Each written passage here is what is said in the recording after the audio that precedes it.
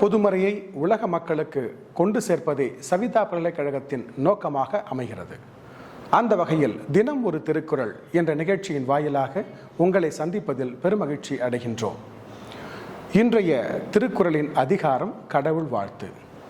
கடவுளை நாம் ஏன் வாழ்த்த வேண்டும், நாம் ஏன் அவரை வணங்க வேண்டும் என்ற சிந்தனைகள் நமக்குள் இருக்கின்றன.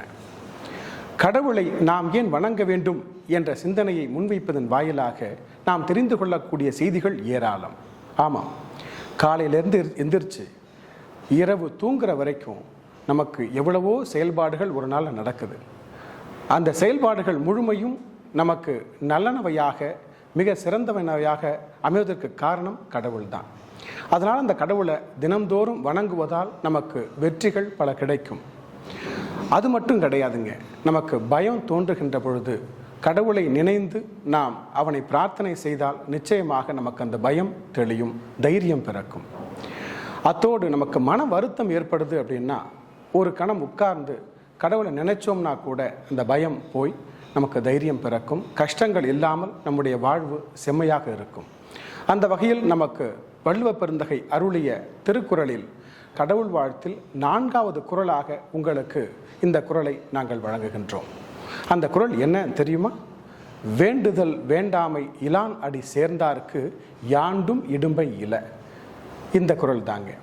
இந்த குறளை ஒரு கதையின் வாயிலாக உங்களுக்கு விளக்கினா சரியாக இருக்கும்னு நினைக்கிறேன். ஆமாங்க, ஒரு குறிப்பிட்ட காலத்துக்கு முன்னாடி ஒரு குரு இருந்தாருங்க. அந்த குருவுக்கு 2 சிஷ்யர்கள். ரொம்ப சிறப்பான முறையில் அவர்களுக்கு அறிவு பாடம் புகட்டியிருந்தார் அந்த குரு. ஒரு நாள் அந்த ஊரில் இருந்து அடுத்த ஊருக்கு போகிறதுக்காக, பயணம் செய்வதற்காக அவங்க என்ன செஞ்சாங்க, ஒரு திட்டம் தீட்டினாங்க. அந்த திட்டம் பிரகாரம் அந்த ஊரில் இருந்து அடுத்த ஊருக்கு அவங்க கிளம்பினாங்க. நடுவில் மிகப்பெரிய ஆறு, அந்த ஆற்றை கடந்து தான் அந்த ஊருக்கு போகணும். அப்படி போகிறப்ப 3 பேரும் கடந்துட்டாங்க.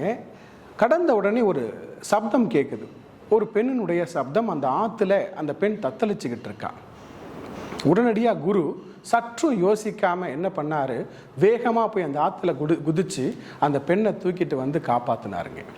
ஆமாம், காப்பாற்றி விட்டுட்டு அவங்களுடைய பயணம் தொடர்ந்துருச்சுங்க.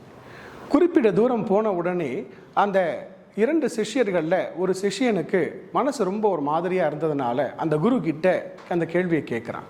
குருவே, நீங்கள் ஒரு பெண்ணை தொடக்கூடாது, அப்படியும் தொட்டு தூக்கி கொண்டாந்து விட்டுட்டீங்க, இது சரியா அப்படின்னு கேட்குறான். தயங்கி தான் கேட்குறான். அதுக்கு குரு சொன்னார், அந்த பெண்ணை தூக்கினேன், தொட்டேன், கொண்டு வந்து அங்கேயே இறக்கி விட்டுட்டு நான் வந்துட்டேன், மனசளவுலையும் அங்கேயே விட்டுட்டேன், ஆனால் நீ இன்னும் அந்த பெண்ணை சுமந்துக்கிட்டு இருக்கியே அப்படின்னு சொல்கிறார். குரு தன்னுடைய செயல்பாட்டை நிலைநிறுத்தினார். சிஷ்யன் தன்னுடைய தவறை உணர்ந்தான். ஆமாம், குரு சொல்கிறது சரிதான். வேண்டுதல் என்பது அந்த பெண்ணை தொடணும் அவருக்கு எண்ணம் கிடையாது. வேண்டாமை, வெறுப்போடு நான் துறவியாக இருக்கிறேன் அப்படின்னு தொடவும் கூடக்கூடிய மனசு கிடையாது.